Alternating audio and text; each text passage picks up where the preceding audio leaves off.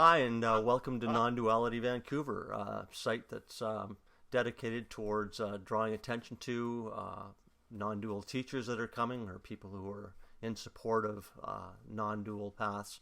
Um, we are just entering this foray into offering video interviews, and it seemed fitting to begin with Canela Michelle Meyers. She was very important in my journey, certainly, if we can call it a journey. So beginning this, it seemed absolutely apropos to begin with Canela Michelle. And thank you very much for taking the time to spend with us today, Canela. Totally. I'd like to start off by reading a bio from, I think it's from your Sand conference deal. And it says, Canela Michelle has been offering transformational satsang around the world since 1999.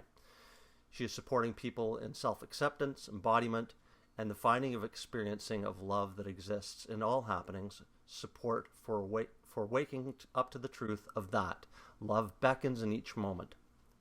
Canela supports people to hear this call through transmission in the silence and the words spoken, to embody love consciously, especially when life doesn't appear to be loving at all. She has been a speaker at Paradoxic Conference in Non-Dual Psychology at the University of Lethbridge for the last 4 years, and will be speaking at SAND, Science and Non-Duality Conference, in 2015. Once again, welcome, Canela Michelle. Nice to have you here. Yeah, wonderful to be here with a capital Yeah. H. Between your jetting around, I know that you're very busy. You're on Bowen Island right now, but you certainly get about. You're going to be going to Prague and London and Sand. I mean, you're certainly wheels up in your offerings. I suppose that's a good way to put it, wheels up. I heard that before. It's been the last few years that certainly the world has been drawing you to far and distant places. Yes, where people invite me, Mm-hmm. then that's where I like to go because it's it's just ours, like an invitation from the universe. And so if it's possible, if the practical details work out, then off I go. Yeah. How is that? Is that going to sort of a foreign, like when you're just landing in Prague and not sort of knowing what you're going to be, you know, encountering? Is there a little bit of trepidation with that, or is it just all this is just new? This is exciting. Yeah, no, it's new and exciting, and I look forward to the mystery of it because I don't know who I'm going to meet or what's going to happen. All I know from my own experience is that it always works out, and the more I go with that trust, then the more sort of delicious and unknowing delight can happen. So I like to just keep a really quite a light form in what I offer, and then go with whatever's going on and follow the moment, or let the moment lead me. Yeah, beautiful. Now, I want to touch on a little bit on your experience on what brought you to um, this clear seeing. So, I mean, was it something that that you encountered very young, that there was something more to you than this narrative you were telling yourself, or was it something that happened later? Well, I didn't know that there was a narrative going on. I think I really assumed that people were like me Right. in some ways. But then in speaking with them or sharing with them, then I found out that they weren't like me. And then I just sort of felt like I was the only one that was like me. And that's so true, right? Of all of us, we are the only one that's like ourselves. Um, Yeah, well, yes and no. We're the only ones that are like ourselves, but in another respect, we are everyone else too. So there's a right. So yeah. So I felt the sameness, I suppose, is a way to say it. And at the same time, recognized that how I was seeing or viewing the world what it appeared to be happening to me was different than what other people were experiencing. Hmm. Um, And what was that? What was happening? uh, well, it came up to really clearly is when I would point to things that were actually happening. Like as a kid, I mean, uh, it used to be a little embarrassing because I was very straightforward and I would just say whatever was true. Um, and that often didn't work with the adults in the area. Or I would say things that, because I could see where energies were mixing and mingling differently when two people were meeting than what they were talking about way up at the surface. Um, Oh, so you were sensing energies. Is yeah, that what you're saying? I've always, so that's how I've always seen the world, and so that was one of the main differences, is that people were paying more attention to what people were talking about rather than what was actually happening, what it appeared to be to me. Right. Um, but of course, I can see it all so much more clearly now from this perspective, what was all going on. And it's very tricky to actually find out, because awareness was there in every moment as a child. Um, it's pretty hard to really see where I didn't see, because now I can see, Right. So right? you aren't aware of a time in your life where there was this construction of a separate self, as most people go experience probably around 2 years old as well. Well, not until it fell away. Okay, okay, okay. I mean, I don't know. I never really thought of it like that. I wasn't in the searching mode of what other people um, do, in the non-dual world. I was more about wanting to understand myself. Uh, and that's what I was looking for. That's what I was looking for support for, how to basically deal with myself through my life, and how to maneuver this person that I am. That yeah, And it that came sounds like you were naturally. doing this by and large alone. I mean, you weren't following any particular teachers. You were just this was something you're kind of feeling around for yourself. Well, yes, I mean through my life that I was afraid of so much stuff. So through time, I would look for support. For instance, I was in ended up in Boston. My with my first husband, he got a job out of university in Boston, and as his wife, I could live there as a resident, but I couldn't work Hmm. there. I was a resident, a non-resident alien, and so because I couldn't work, and because I had taken his name, I didn't really understand this whole loss of identification of self. All I knew is that I was having a really hard time being there and only being known as Mrs. So and so or someone's wife, and not having any occupation, right? I didn't have any people that I knew there. Um, so I felt very disconnected. Now that's knowing now what that was, but at the time I wouldn't have called it that. I just felt very alone, and um, finding myself getting upset a lot, emotional, till I knew I needed to do something, because I started to get jealous of my husband and people who were spending time with him, until I could see myself that I was just out of balance. And so Hmm. then I looked for a workshop or something. I started just asking people, how do other people deal with jealousy?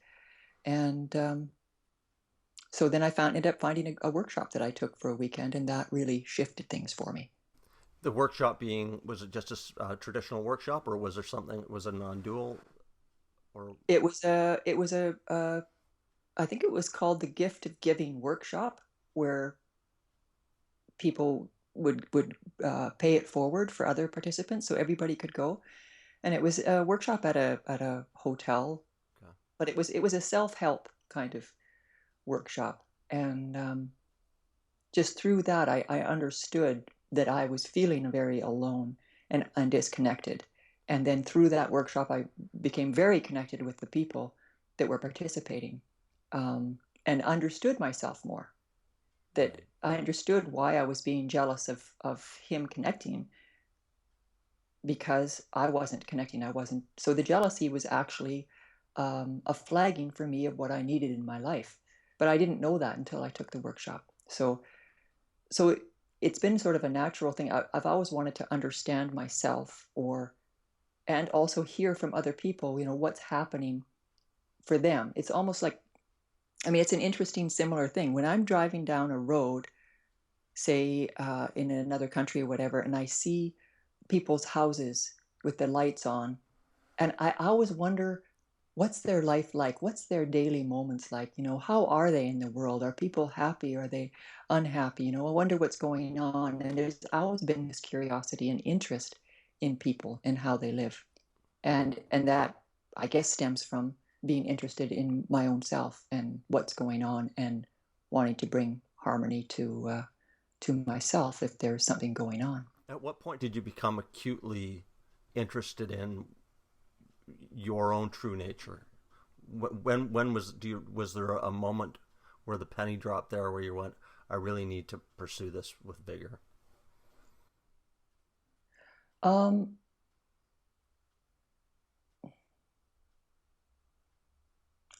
I guess it was, I think what you're asking is, when did it shift to this idea that there was a possibility of awakening? Yes. Yeah. Because prior to that, all I was doing was supporting me as a human being to live more lovingly. And that part kind of came naturally, right? I just felt to improve myself and know myself.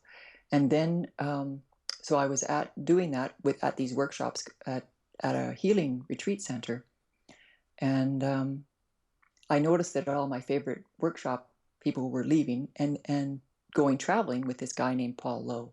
Mm.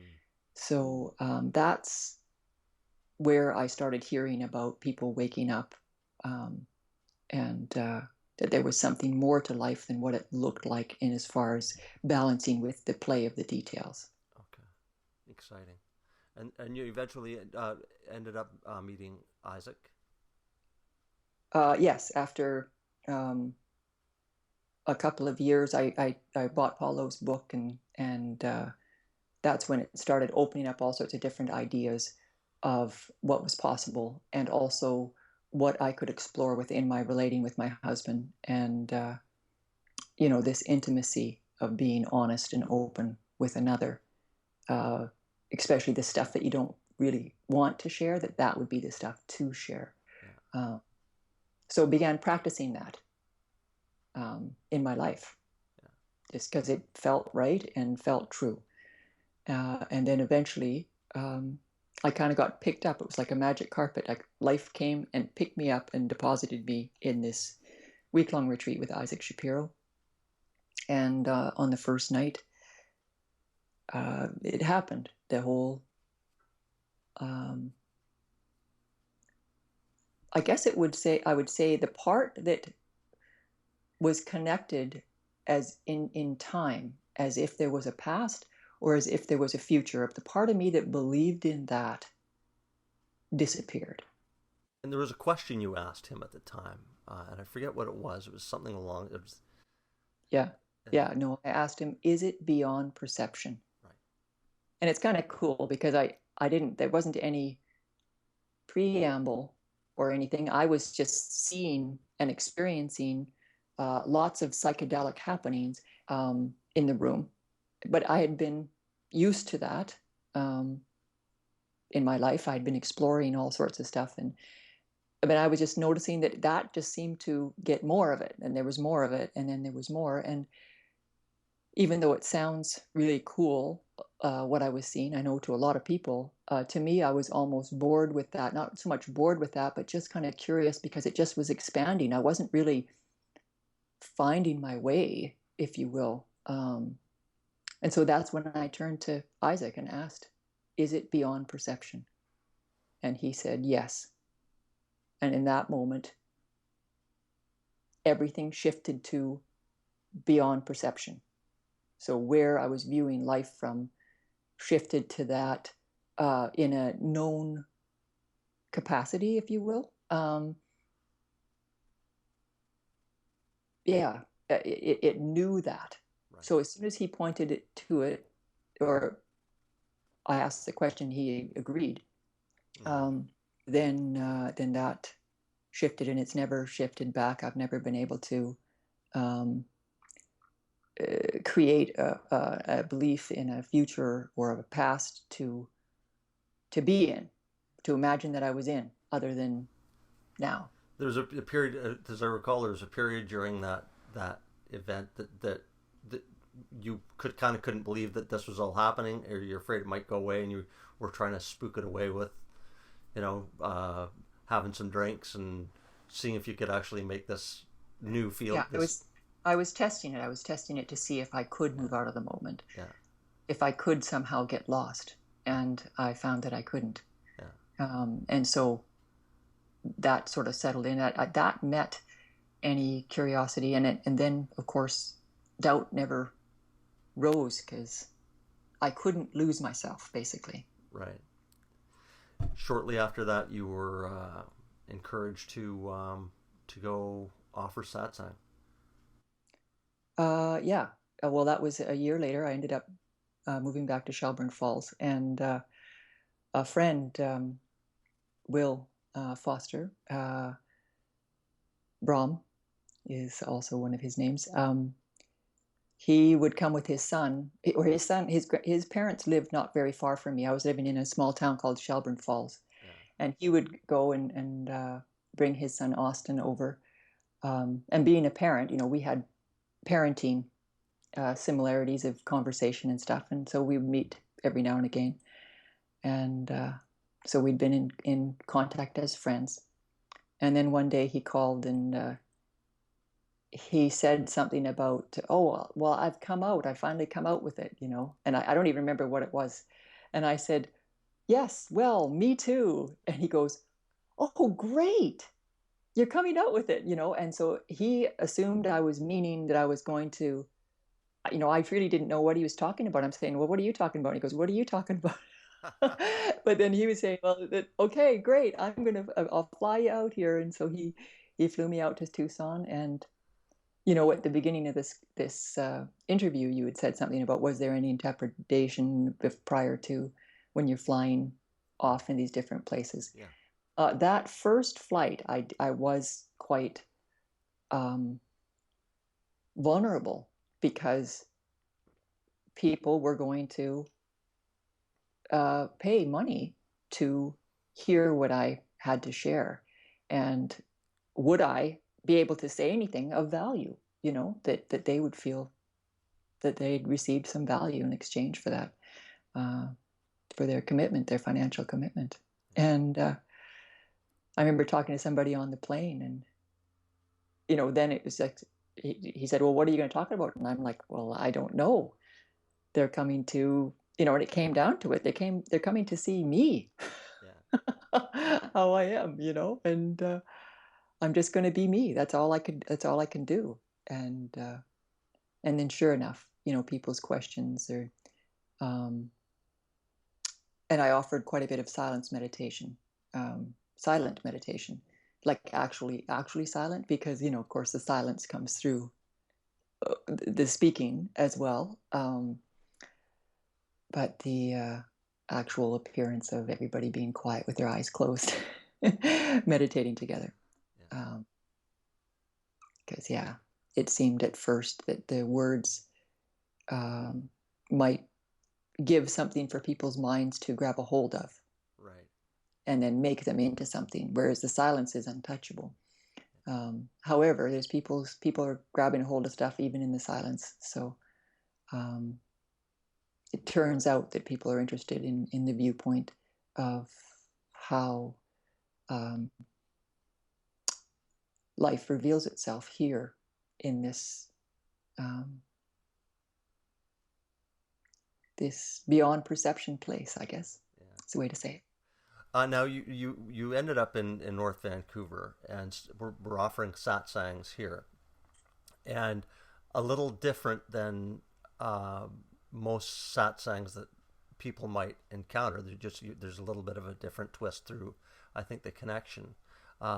It's been it's now called a transformational um, experience with Canela rather than just satsang with Canela. Yeah, Uh, it's transformational satsang. yeah, it was the renaming of that due to the idea that it's just a little different than a normal satsang.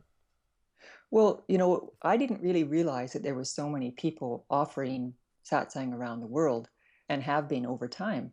And, especially now, amazing, amazing amounts. Um, so I didn't really have anything to compare to until I had been interviewed um, on Conscious TV and then on Buddha at the Gas Pump. And um, like with Conscious TV, they asked me about a bio, and so I had to go and look at other people's bios, and that's where I found out a lot about other people, because my interest has been in supporting people. It's less about, and that's probably why I haven't been as well known um, up until now, is because it's not about me knowing something. It's not about Canela being beyond perception and all of that. It's this is a space, my genuine heart, I just want to support people um, in resting more easily with who they are.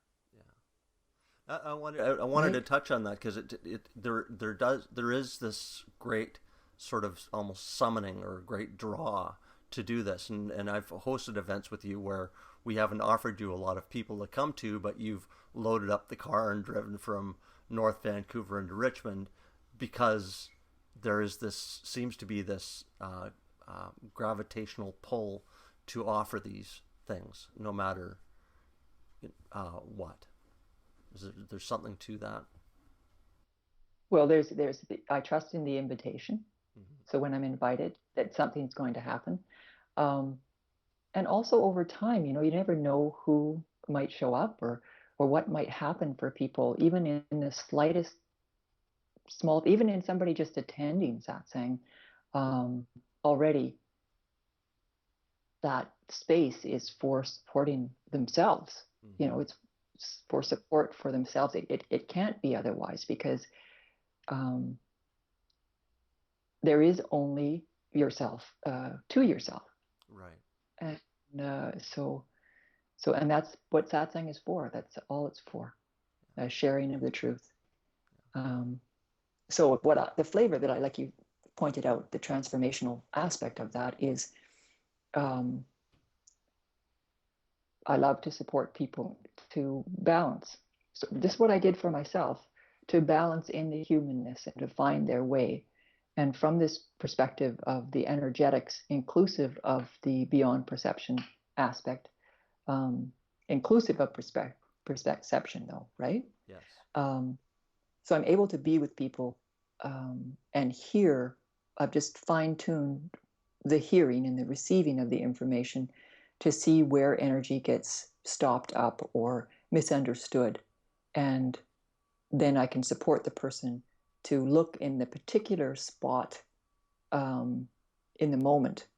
Often it's just a case of the people slowing down enough to see what's really going on um, in the play of who they are. It's interesting. There's different spots where people are where they get stuck, and this occurs to me because it just came up during satsang here last night, where people have sort of a foot caught in both worlds. They've got they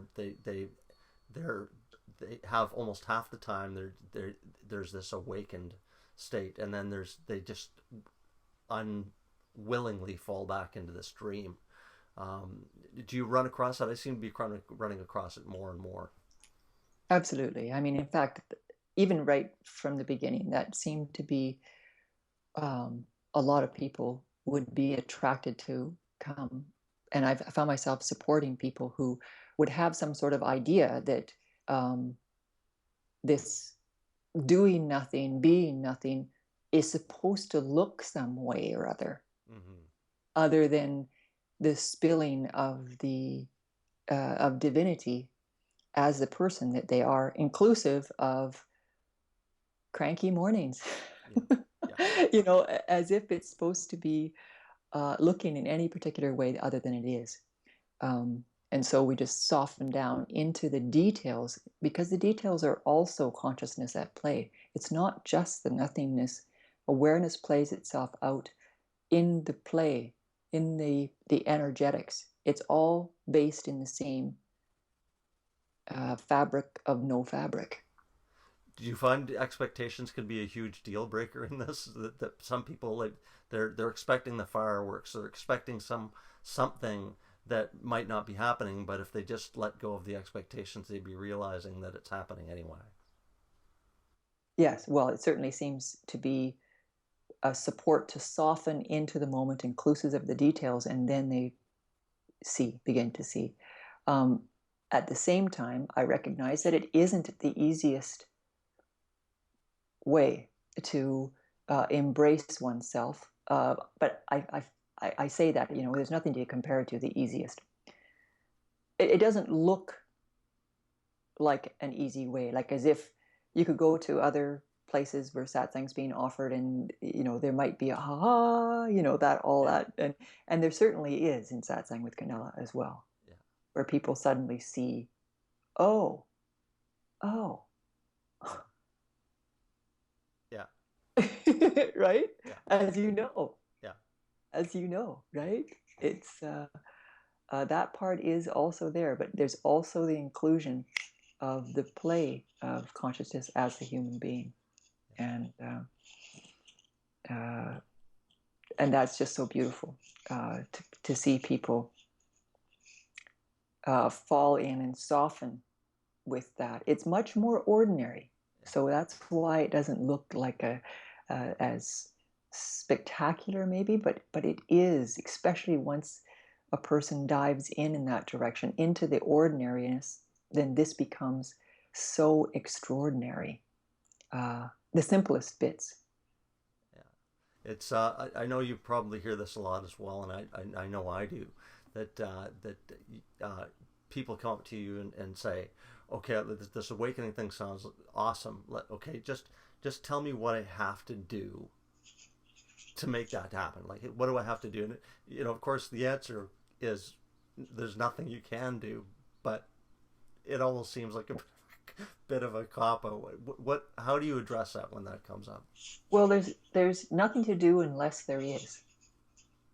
Yeah, So, I mean, that's the best way over time that I've found, because so many people say, but nothing matters, it's all just maya, and I'm like, well, it's nothing matters unless it does. yes, So the truth includes what is going on for the human being.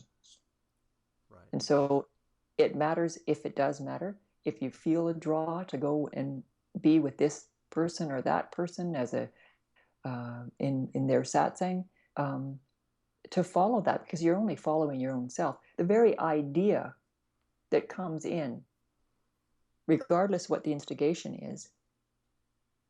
is still conscious. You're not creating those thoughts; they just fall in.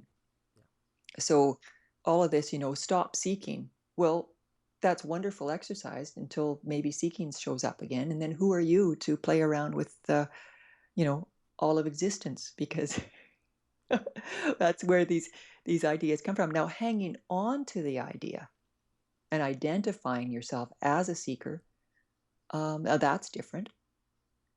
But I found it absolutely delicious myself. Once I knew that there was a direction of this awakening, then that became my first priority. That became what I was committed to. Simultaneously, I was committed to service. mm-hmm. I had given myself over to my own felt sense of God or goddess or the universe in support of human beings. And so resting with that sincerity in the person, both the sincerity to bow to what life is offering, and that commitment, the sincere commitment, inclusive of whatever kind of dance they need to do. They're only going to find that out through being with themselves as a human being. Kind of like You God know, just but says, dance your own dance, so or follow your heart. absolutely. Wahe Guru.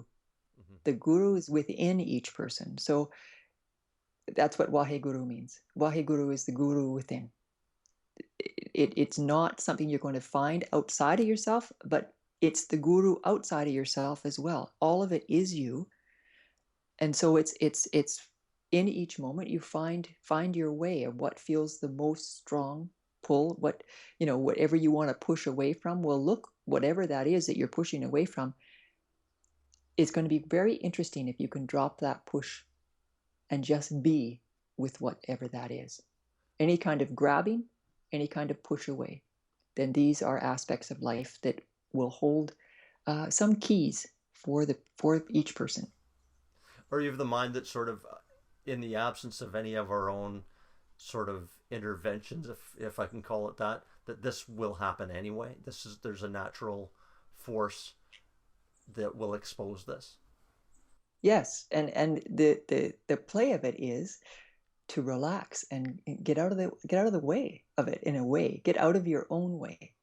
And the way you can feel when you're in the way is that you're all contracted and like, oh, you're pushing, or you're trying to understand something. Well, oh, trying happening. Relax, open, let the information come in to where you are.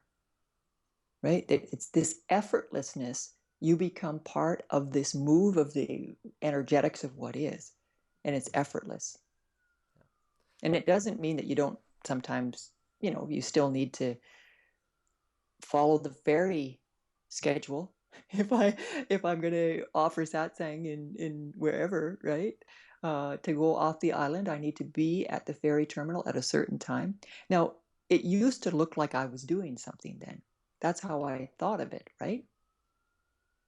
But it's not. It's really following the invitation of somebody inviting something. And so I said yes. And so that means what's the practical details to take care of, because I said yes, and I'm still following that yes, if it's true inside of me. And that would require me to be at the ferry in time to catch it. There's that old, I'm glad you brought that up, because there's that old idea of relinquishment. Like relinquishment is an important part of this process, letting go of everything. And I know you had some very difficult decisions in your process regards that. Is is there a misunderstanding of relinquishment? Does it mean always have to mean physically letting go of things, or is it just letting go of our attachment of things? Well, or letting go of that which we are attached to, Okay.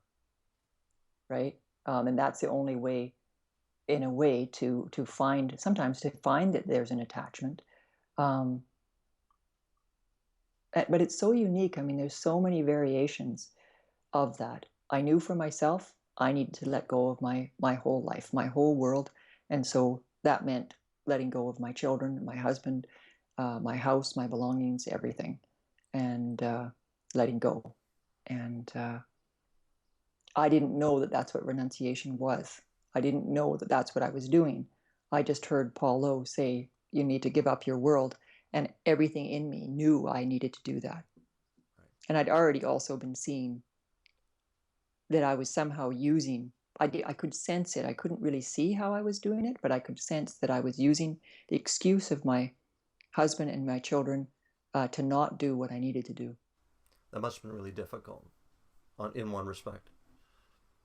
Um, well, it was a lot of details to tend to, because I was still, of course, caring about, still needed to take care of that they were taken care of, that, that I wasn't um, not going to be responsible for my children. I needed to make a deal with their father for a certain period of time to be able to let go. And then we would see what might happen next after a 6-month period. But we were going more than in the moment rather than an ongoing rule that I had been following. It's worked out wonderfully.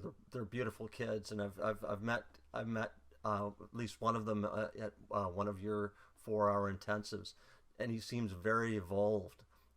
Is this is this an area that you would like to see them pursue, or or would you flinch, knowing? uh, well, it's interesting because when I returned to what looked like full motherhood, right? Um, but I had let the whole thing go. So then I made a choice to be with them and to include them in my lives, which is quite a conscious choice. And with that, what came, through um, the revelations, um, when awareness recognized itself, was that how equal everyone is. And so that included my sons, even though they were young, 6 and 7 years old, um, that I was not their authority. I was not more than them. I was equal to them.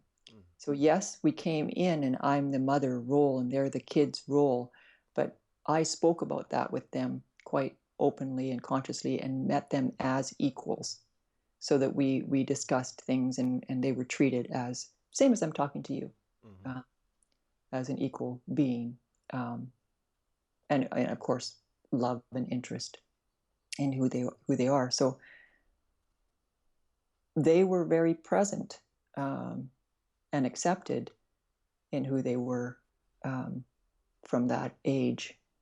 Uh, so that did have an effect on them, that they don't even know.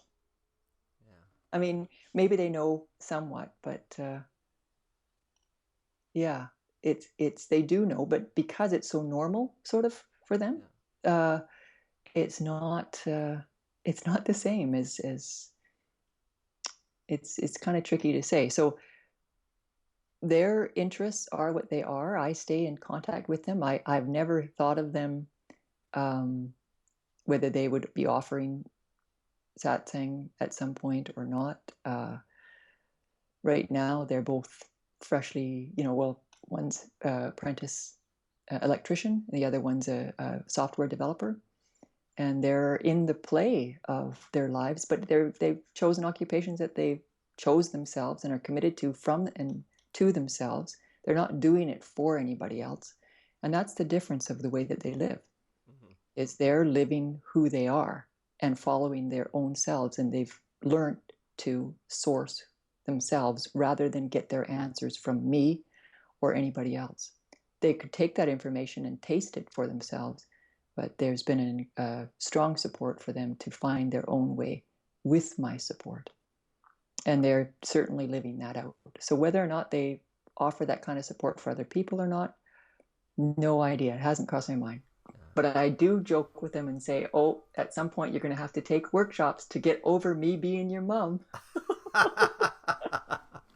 Well, it Or must have had an impact on all your family. It's certainly a family of origin as well. I mean, hi guys, this is me now, and this is what I'm doing. How did that all feel within the family of origin? Mom, dad, sister. well, they were all so happy that I came back because to them they were horrified that I was leaving my children and leaving my life and didn't understand, and they were very, very upset, about my leaving, um, which is understandable from when they didn't really know anything about any of this kind of waking up stuff. Um, but like my older brother, he'd said that I felt much more peaceful, but he didn't really know what it was. Yeah. And as you know, my mom, uh, she, resisted and I don't know about resisted, but she'd sort of like it, but not like it. And then finally she started coming to satsang herself. And And loves it. as you know, Yeah. you met my mom. Yeah. Um, and so it's really, really super sweet for my heart, that she's able to find support in that, in the depth of the silence and space, that she can find peace, um, for herself in that. Yeah. It's interesting that that there doesn't seem to be an age uh, difference that he's segueing into one of our favorite topics here, Yeah, but yes. between the kinds of people who are I mean, are you seeing a difference in, how this presents itself in somebody who's older or younger, or, I mean, is it? Well, no, no. And I mean, I think that's also a particular flavor of this satsang that's offered with Canela is that um, I meet people where they are, and it includes their age, and maybe it's also, the teaching that my sons gave me. Um, there isn't really a difference when we're talking about being human, um, in what the basic um, invitations from love that are being invited in every moment. The details at play, certainly, certainly, certainly. I mean, you talk to a mother who has two children at home and she's pregnant and about to give birth to a third. Now, her details and what she's facing in her life, depending on even the financial situation, so many details are going to be different. But I ultimately, don't have time for awakening. Look at my life. right, right. But it's part of the polishing of who we are as a depiction of love at play in each moment, which is what we are, right? Yeah.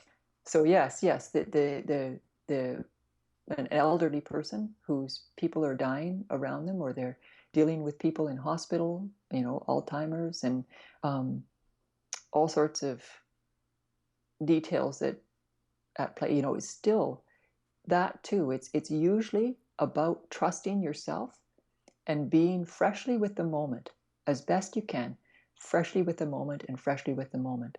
That the steps that a mother would take in trusting herself with the whole situation and not freaking out about what if, um, and the future, but just being as present as possible with your children, or the elderly person, being present as possible with yourself, with these people that are around you. And the moment is such an easier place to be. Hmm. You're just being with the best you can and sharing yourself as honestly as you can. And that's it. It's not always easy, Yeah. because if you're feeling uncomfortable, if everything looks like you should be with that person in the hospital, but you really don't feel it's right, to actually say, you know what, I'm not going to come tomorrow. I'm going to take some time for myself. Yeah. It doesn't look kind. It doesn't look like what you should do. The big mistake on life, if there was one, it's that we feel that we should be doing something rather than just being what we are. So anytime there's, oh, I should do this, I should do that, I like to invite people to look and say, well, is somebody going to die if I don't do it, or I do what I really want to do? It, Intuition's playing a big role in this, right? well, as a being with yourself, the more somebody relaxes, open, and includes the person that's here, they themselves, it's not really even intuition. It's just like how you hear thoughts, or you hear a sound that's going on. You also can hear what feels most right for you. Right. And I guess that's what people call intuition, but it's part of the, whether or not you feel like an apple or an orange. Right. It's just natural. We were talking about the different ages where this occurs and stuff like that. We were talking just last night with a couple of people, and it seems to be that there's an age where, for me, it was around the age of 50 or so, 45, 50, where I started asking myself some really important questions about what I am. And it seems to be that there's, from the people that I talked to, they reach an age where that really feels important, that they need to dive into some of these, unasked and unanswered questions about their lives. Do you find that as well? That there's people seem to hit this threshold in their lives where they go, you know what, game is over here. Let's start asking some deep questions. Um, well, over time, I don't know. There seems to be quite a few young people. younger people in their 30s and even 20s that are attending the groups. Um, I don't mean. I mean, it could be that could be a different age for everybody. It could be just an age. yes. Somebody who hits their 30s. This is like, oh my God, I can't. I can't be, or 25. It's like, all Well, right. yeah, I guess that's the thing is even people in their teens Mm-hmm. finding out, wait a moment, what is this? Mm-hmm. And feeling themselves, because the thing is the vibration of all of us, of existence as it appears to be in the play of the energetics, is so much higher than it's ever been.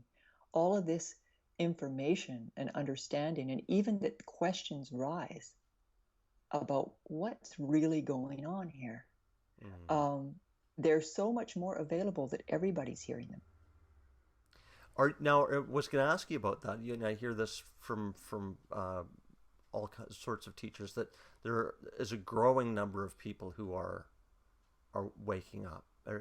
Is that your experience as well? That there's seems to be this growing amount of people who are, Yes, yeah. yes, absolutely. It's because we're all moving together. We are not separate, right? So each person who pops through to themselves, and that affects everything. And it's the play of consciousness, right? Because anybody who has woken up, you know that in that particular moment you didn't do it. It Mm-hmm. just happened. Yeah. I mean, that's definitely a common denominator. You didn't actually do it. I didn't actually do it. I didn't know it was going to happen when it did. However, I did know it was going to happen. Some part of me did sense that this was it. Um, and I didn't understand why people would imagine that it wouldn't happen for them. Right. If they were listening to, you know, non-dual, and that whole interest is there, to me, it just was sort of, I don't know, seemed realistic to say, okay, well, this is going to happen, right? Yeah. Yeah. But at the same time, I didn't have a lot of background of meeting people who had been looking for this for 30 years, right? Right. Right. And I didn't have exposure to people who it wasn't happening with, even though they were exploring it for such a long time. Um, I just came, it was 4 years from the point that I even heard the word waking up till it happened. So, uh, what does that mean?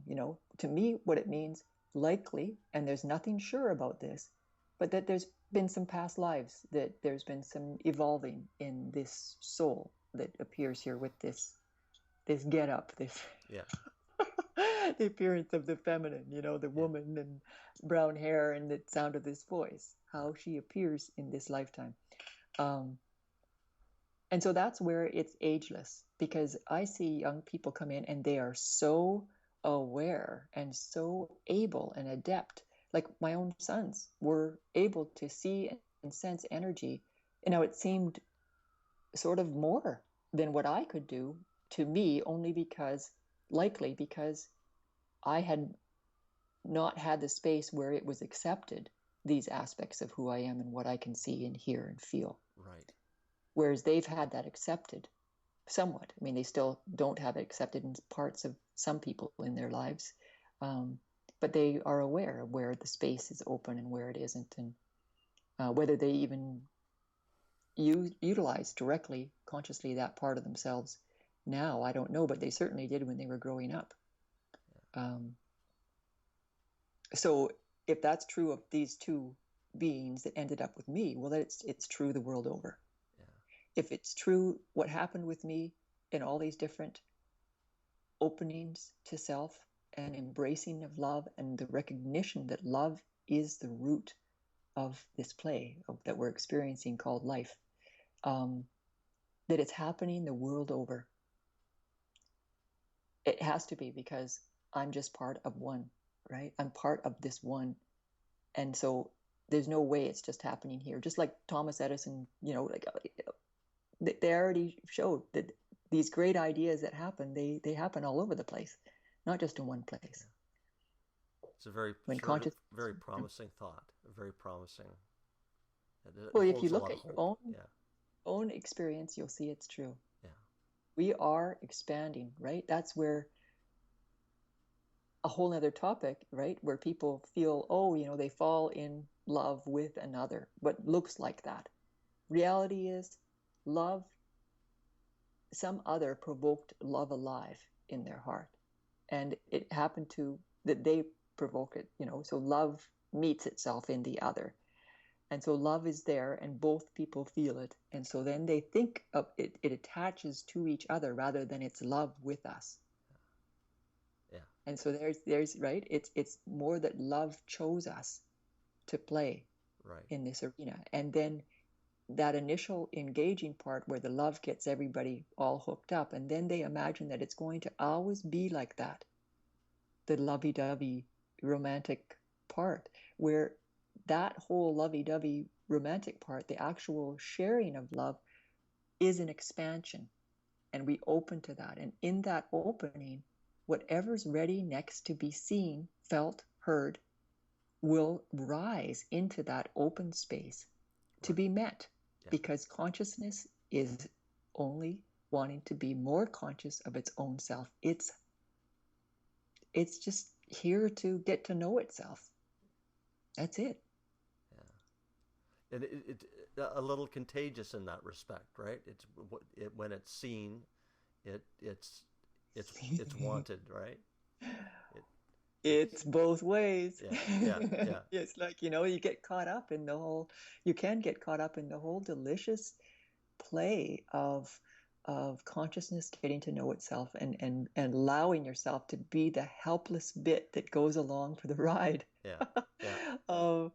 It's wonderful. And it's amazing. The more open and vulnerable we are, the more is revealed, the more is that we're taken and played with so obviously that we know that love is here. Yeah. Love is playing us out, and we're it. Yeah. The big game of tag. Yeah. No matter what that looks like, and like it says in your bio, even when it doesn't feel like love, that's still love, right? Absolutely. It's love inviting more of itself to get to know itself. And the only way it gets your attention is that it's uncomfortable. Then you can go, oh, is discomfort happening? Oh, boy, that's great. Something's happening now, right? And and of course, in the discomfort, it may not be that you're smiling, but one part of you, if you remember that, then that's what you lean on. That's what you trust. Because as you come through each kerfuffle and the love gets revealed, then each time it's just that much easier to go with it, because love is refining itself. Yeah. Love is embracing itself, and you're caught in the squeeze of that embrace. Right. And it's going to work out in some respect that's just fine. However that's going to look. Absolutely. Yeah. Yeah. Beautiful. Thank you for taking the time to spend with us today. I want to draw people's attention to this book. Is that right way around? It looks backwards. It is. Right here, right now, this meditation, this book by Canela Michelle Meyers, and it is signed by her. Thank you very much. And yeah. It's a great book. It's a great bedside book, and one of my favorite readings, page 15, was one of my awesome satsangs today. Great bedtime reading book, great sort of daily meditation. It should be by your bedside. And it can be in your Kindle right now, because it's only available electronically from my website, canelamichelle.com. Okay. But it will be launched in, I believe, September, relaunched, and then available in book form. Okay. And you've got a ton of things coming up. You've got London, Prague, Sands in California, right? Yeah. And there's going to be a satsang here at some point in White Rock. So what we're going to do in the comments section below this, we'll put links to canelamichelle.com where these things will be announced, and also we'll put a link to nondualityvancouver.com where you can see the links to all of the events that are coming up. Okay. And videos from those. Yeah, as well. There's a few that are being organized right now that I haven't got on the schedule yet. So yeah. So you and I'll work out a date for the event here, and we'll yep. yeah. Okay. Thanks again for taking the time. My pleasure, absolutely, as you can feel. Imagine. It's been quite enjoyable. Yes. Thank you, Ken. Thanks, Canela. And yeah, we'll see you soon. You bet.